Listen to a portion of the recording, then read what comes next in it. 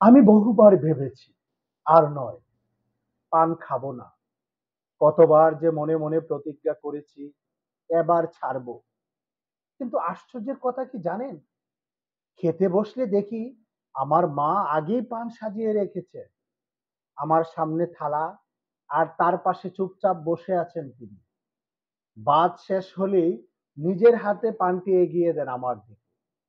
আমি পানটা মুখে দিতেই আমার মায়ের মুখে ভেসে ওঠে এক অদ্ভুত তৃপ্তির ছায়া। যেন দীর্ঘশ্বাস নয়, এক আনন্দ নিঃশ্বাস।